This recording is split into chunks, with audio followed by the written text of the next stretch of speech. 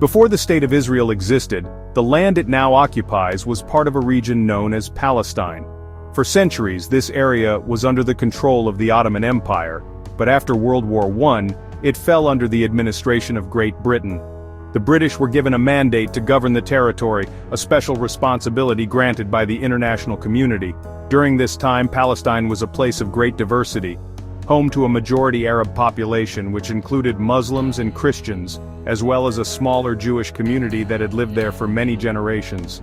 The land was largely agricultural, with ancient cities like Jerusalem, Hebron, and Jaffa serving as centers for culture, trade, and religious life for all who called it home.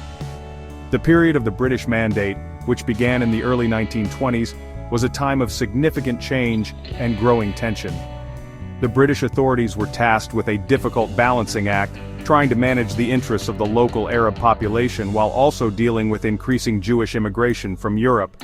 As more Jewish people sought refuge and a new beginning in Palestine, they purchased land and established new communities, such as kibbutzim, which were collective agricultural settlements. This influx of new people and new ideas began to alter the social and economic fabric of the region, creating friction with the established Arab communities who saw their way of life and their connection to the land being challenged by the newcomers. The rising tensions often erupted into violence between Arab and Jewish communities. Both groups felt a deep and historical connection to the same stretch of land, and both had aspirations for self-determination and national independence. The Arab population feared that the continuous Jewish immigration was part of a larger plan to create a Jewish state that would dominate the region and displace them from their ancestral homes. They organized protests and strikes, and at times engaged in armed resistance against both the British authorities and the growing Jewish settlements. This created a cycle of conflict that deepened the divide between the two peoples, making peaceful coexistence increasingly difficult to imagine. The British government found itself caught in the middle of this escalating conflict, unable to find a solution that would satisfy both sides. They made various promises and issued policies that often seemed to contradict one another, sometimes appearing to favor Jewish aspirations, and at other times trying to limit immigration to appease Arab concerns. By the 1930s, the situation had become extremely volatile, with widespread unrest and violence becoming a common feature of life in Mandate Palestine. The inability of Great Britain to manage the competing national movements set the stage for a much larger and more profound conflict that would soon draw in the entire world. The desire for a Jewish state was not a new idea. It was the central goal of a political movement called Zionism. This movement began in the late 19th century in Europe, at a time when Jewish people faced widespread persecution, discrimination, and violent attacks known as pogroms, especially in Eastern Europe. Zionist thinkers and leaders argued that the only way for Jewish people to be truly safe and to live freely as a nation was to establish their own independent state in their ancient ancestral homeland. This land, known in Jewish tradition as Eretz Yisrael, or the Land of Israel, held immense religious and cultural significance, as it was the location of the biblical kingdoms of Israel and Judah. The Zionist movement gained significant momentum in the early 20th century, particularly after a terrible event known as the Holocaust during World War II. In the Holocaust, Nazi Germany systematically murdered 6 million Jews, wiping out entire communities across Europe. For the survivors, the horror of this genocide created an urgent and powerful conviction that they needed a sanctuary, a place where they would be the masters of their own destiny and could defend themselves from future threats. The world was shocked by the scale of the atrocities, and this created a wave of international sympathy for the Zionist cause and the idea of establishing a Jewish state where refugees could rebuild their shattered lives. This dream of a national home was not just about finding safety, it was also about reviving a national identity, language, and culture. Zionists worked to bring back Hebrew, an ancient language that had not been spoken in daily life for centuries, and make it the modern language of the future state. They envisioned a society built on Jewish values and traditions, where they could farm the land, build cities, and create a vibrant new culture that blended ancient heritage with modern aspirations. For many Jews around the world, the idea of returning to Zion was a powerful and inspiring dream that offered hope after centuries of exile and suffering. Driven by this powerful vision, Jewish people began to immigrate to Palestine in increasing numbers throughout the first half of the 20th century. They came from Russia, Poland, Germany, and many other countries, seeking to escape persecution and to participate in the project of building a new nation from the ground up. They established political institutions, schools, and even a pre-state military force called the Haganah to protect their communities. This organized and determined effort laid the practical groundwork for the future state, creating a society in waiting that was ready to declare its independence when the opportunity finally arose. By 1947, Great Britain had decided it could no longer control the escalating violence and political turmoil in Palestine. Exhausted from World War II and unable to find a workable solution, the British government announced its intention to end its mandate and handed the problem over to the newly formed United Nations. The UN was now faced with the monumental task of deciding the future of the land and its people. After months of investigation and debate, a special committee proposed a dramatic solution: to divide Palestine into two separate states, one for the Jewish people and one for the Arab people.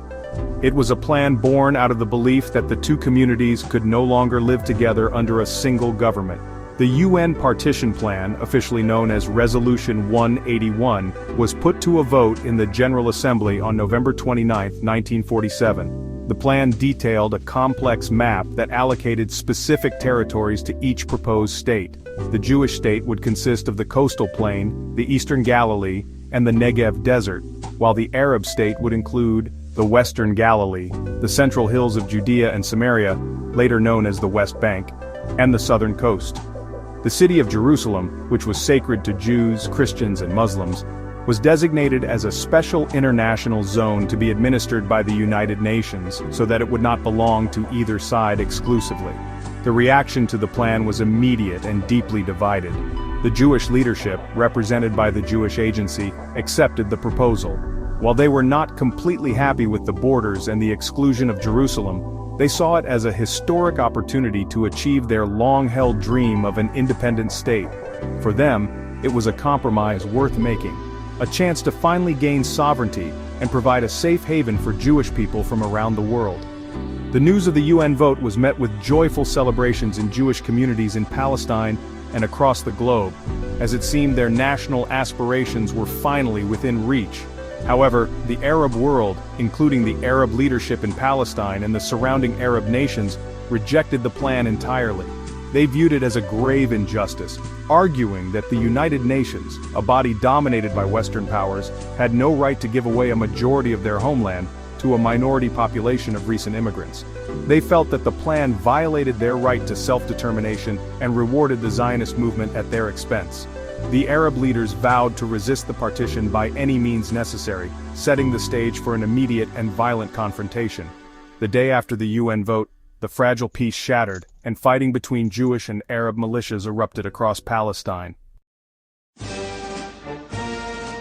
In the months following the United Nations vote to partition Palestine, the region descended into a chaotic civil war. The British, preparing for their departure, did little to stop the escalating violence between Jewish and Arab militias. Both sides fought for control of strategic roads, towns, and territories, trying to secure the best possible position before the British mandate officially ended. During this intense period, Jewish forces, which were more organized and better equipped, began to gain the upper hand, capturing key areas including some territories that had been designated for the Arab state under the UN plan. The fighting was fierce, and many people on both sides were killed or forced to flee their homes. As the final day of the British mandate approached, the Jewish leadership faced a momentous decision. With war already raging and the promise of a full-scale invasion from neighboring Arab countries looming, they had to choose whether to declare the establishment of their state. On May 14, 1948, just hours before the British were set to leave, David Ben-Gurion, the head of the Jewish Agency, stood before a crowd in the Tel Aviv Museum and read Israel's Declaration of Independence. He announced the birth of a Jewish state in the land of Israel, to be known as the State of Israel, promising it would be based on the principles of liberty, justice, and peace. The declaration was a bold and historic act, realizing the Zionist dream that had been nurtured for decades. It promised that the new state would ensure complete equality of social and political rights to all its inhabitants, irrespective of religion, race, or sex.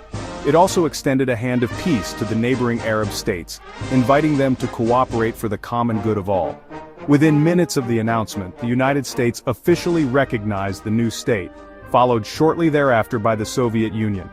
For Jewish people everywhere, it was a moment of profound triumph and historical significance, a symbol of rebirth after centuries of persecution. However, the celebration was short-lived.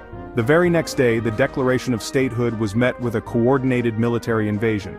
Armies from Egypt, Jordan, Syria, Iraq, and Lebanon crossed the borders into the territory of the former British Mandate, determined to crush the newly formed State of Israel before it could establish itself.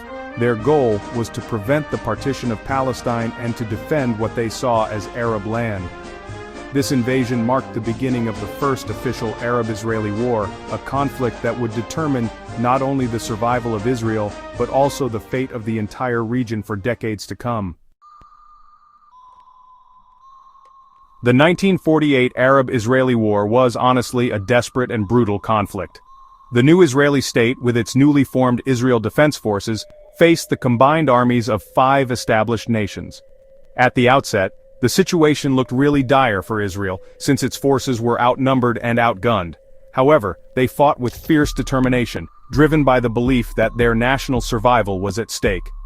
Over the course of the next year, the tide of the war began to turn.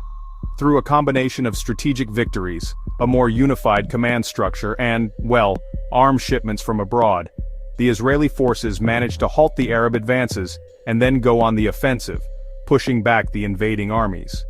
When the fighting finally ended with a series of armistice agreements in 1949, the map of the region looked very different from what the United Nations had proposed.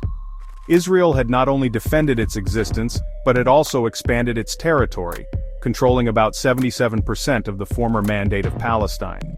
This included the western part of Jerusalem, which became Israel's capital. The remaining territories were divided between 2 of the invading Arab powers.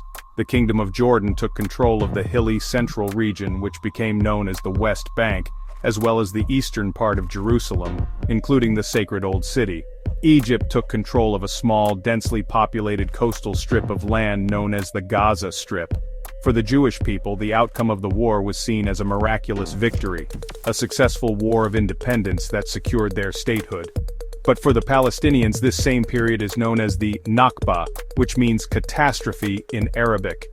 During the war, more than 750,000 Palestinian Arabs, over half of the Arab population of the territory, either fled or were expelled from their homes in the areas that became Israel. Hundreds of Palestinian villages were destroyed or depopulated. These people lost their land, their property, and their way of life, becoming refugees in the neighboring Arab countries or in the territories of the West Bank and Gaza. The fate of these Palestinian refugees became one of the most enduring and difficult problems in the Middle East. They and their descendants have now lived for generations in refugee camps, with many still holding on to the dream of one day returning to their lost homes. The United Nations passed Resolution 194, which stated that refugees wishing to return to their homes and live at peace with their neighbors should be permitted to do so, but this was never implemented. The Nakba remains a profound and painful collective trauma for Palestinians, a foundational event that continues to shape their identity, their political aspirations, and their ongoing conflict with Israel. For nearly 2 decades after the 1948 war, there was, this uneasy truce between Israel and its Arab neighbors, but it was often interrupted by border skirmishes and rising political tensions. By June of 1967, things had really reached a boiling point. Egypt's leader, Gamal Abdel Nasser, moved his troops into the Sinai Peninsula, ordered the UN peacekeeping forces to leave, and blocked Israeli shipping through the Straits of Tiran, which was a critical waterway for Israel. Fearing an imminent coordinated attack from Egypt, Syria, and Jordan, Israel decided to launch a preemptive strike on the morning of June 5, 1967. The surprise attack started with a massive air assault that destroyed most of the Egyptian Air Force while it was still on the ground. What followed was a swift and honestly stunning military victory for Israel, a conflict that lasted only 6 days, but completely redrew the map of the Middle East. After crippling Egypt's air power, Israeli ground forces swept into the Sinai Peninsula, reaching the Suez Canal. At the same time, Israel was also fighting with Jordan and Syria. When the war ended, Israel found itself in control of vast new territories. It had captured the entire Sinai Peninsula and the Gaza Strip from Egypt, the West Bank and East Jerusalem from Jordan, and a strategically vital plateau known as the Golan Heights from Syria. In less than a week, Israel had more than tripled the size of the territory under its control. The capture of East Jerusalem, including the Old City with its sacred sites like the Western Wall, was a moment of immense emotional and religious significance for many Israelis. The Western Wall, as you might know, is the holiest site in Judaism, and for the first time in nearly 2,000 years, it was under Jewish control. Israel quickly moved to annex East Jerusalem, declaring the entire city its unified and eternal capital, a move that, to this day, has never been recognized by the vast majority of the international community. In the years that followed, Israel also began to build Jewish settlements in the other captured territories, the West Bank, Gaza, the Golan Heights, and the Sinai, arguing they were essential for security. The outcome of the Six-Day War fundamentally altered the nature of the Arab-Israeli conflict. Israel was no longer just a small, vulnerable state fighting for survival. It was now a regional military superpower and at the same time an occupying power, ruling over more than 1 million Palestinians in the West Bank and Gaza. The international community, through UN Security Council Resolution 242, called for Israel to withdraw from the territories it had occupied in exchange for peace and recognized borders.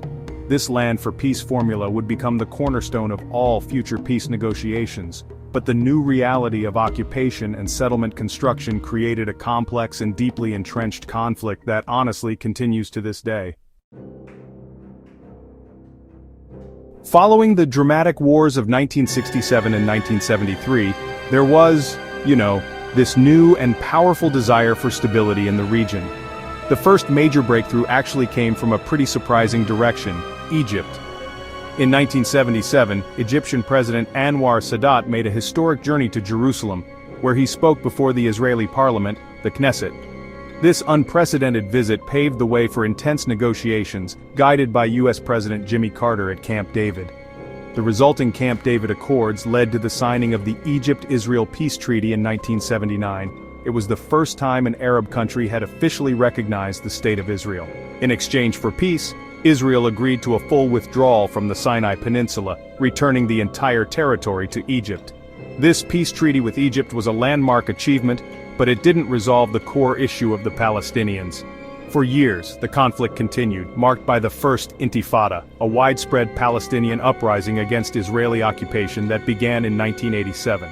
The Intifada brought the plight of Palestinians to the world's attention and created new pressure for a political solution. This led to a series of secret negotiations between Israeli and Palestinian leaders in Norway, which resulted in the 1993 Oslo Accords.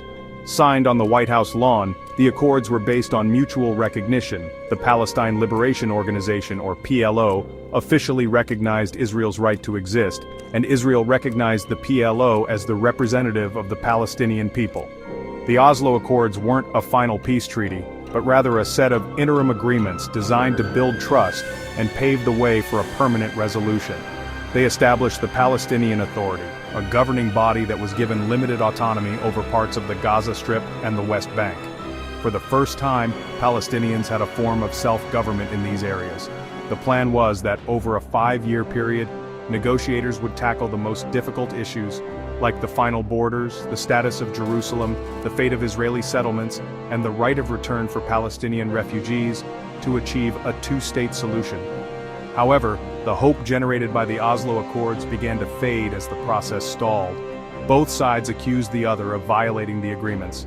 Extremist groups on both sides carried out violent attacks to derail the peace process, including the assassination of Israeli Prime Minister Yitzhak Rabin in 1995 by a Jewish extremist who opposed the accords.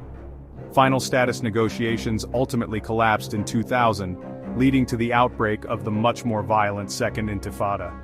While the peace treaty with Egypt has held strong, the promise of the Oslo Accords for a comprehensive Israeli-Palestinian peace remains unfulfilled, leaving a legacy of partial agreements and deep-seated mistrust. The 21st century brought, well, new and complex challenges for Israel, shifting the focus of its conflicts away from state armies and toward non-state militant groups. In 2005, Israel made a significant unilateral move by withdrawing all of its soldiers and dismantling all 21 Jewish settlements in the Gaza Strip. The hope was that this disengagement would improve Israel's security and maybe even restart peace talks. However, the political situation inside Gaza quickly became chaotic. In 2007, the militant Islamist group Hamas, which does not recognize Israel's right to exist, violently seized control of the territory from the Palestinian Authority. In response, Israel and Egypt imposed a strict blockade on Gaza, severely restricting the movement of goods and people. Since Hamas took power, the Gaza Strip has been the epicenter of several devastating wars. Hamas and other militant groups have fired thousands of rockets into Israeli towns, while Israel has launched major military operations in Gaza, causing widespread destruction and, sadly, a high number of civilian casualties. The most recent and intense conflict began on October 7, 2023, when Hamas launched a surprise attack on southern Israel, killing over 1,000 people and taking hundreds of hostages. Israel responded with a massive air and ground invasion of Gaza, leading to an ongoing war with a catastrophic humanitarian toll on the Palestinian population and plans for a long-term Israeli security presence in the area. To Israel's north, the primary adversary has been Hezbollah, a powerful Shia militant group in Lebanon backed by Iran. Formed in the 1980s to fight Israel's occupation of southern Lebanon, Hezbollah has become a major military and political force. A major war erupted between Israel and Hezbollah in 2006, and tensions have remained high ever since. After the October 7th attack by Hamas, Hezbollah began launching near-daily attacks on northern Israel, leading to a major escalation in 2023 and 2024. In a series of powerful strikes, Israel targeted Hezbollah's leadership and infrastructure, killing its leader Hassan Nasrallah, and launched a ground operation into southern Lebanon before a ceasefire was eventually reached. Israel's border with Syria has also become a site of recent military action. After the Syrian civil war led to the collapse of Bashar al-Assad's regime in late 2024, a power vacuum emerged. Citing the need to prevent hostile forces from establishing a presence near its border, the Israeli military moved into the UN-monitored demilitarized buffer zone on the Syrian side of the Golan Heights. Israel stated that this was a temporary defensive measure, but it definitely marked a significant shift in the long-standing arrangements on that frontier. These multi-front conflicts with groups like Hamas and Hezbollah and the instability in Syria really show how Israel's security challenges have evolved into a complex web of regional rivalries. The story of how Israel was formed is, honestly, more than just a chapter in a history book. It's a living, breathing reality that continues to shape the lives of millions of people every single day. The events of 1948, 1967, and the decades of conflict that followed are not distant memories. They are the foundation of the current political landscape in the Middle East, influencing everything from global diplomacy to the daily struggles of ordinary families in Jerusalem, Gaza, Tel Aviv, and Ramallah. The competing narratives, the Israeli story of national liberation and survival versus the Palestinian story of displacement and occupation, remain at the heart of the conflict, making a shared understanding incredibly difficult to achieve. The unresolved issues from Israel's formation are the very same issues that fuel today's conflicts and peace negotiations. The debate over borders, the status of Jerusalem as a shared or divided capital, the presence of hundreds of thousands of Israeli settlers in the West Bank, and the demand for the right of return for Palestinian refugees are not just abstract political questions. They are deeply emotional and practical challenges that touch upon identity, faith, security, and justice. Every diplomatic effort, every violent confrontation, and every international resolution is, in a way, an attempt to grapple with the consequences of decisions that were made more than 75 years ago.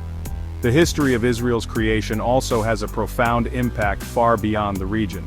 Because of the religious significance of the land to Jews, Christians, and Muslims, and because of the strategic importance of the Middle East, the conflict draws in global powers like the United States, Russia, and European nations.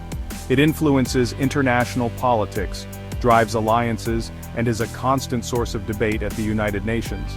The story of Israel and Palestine has become a symbol for larger global issues, such as self-determination, human rights, colonialism, and the challenges of creating peace in a world of deep historical grievances. Ultimately, understanding this complex history is essential for anyone who hopes to understand the modern Middle East.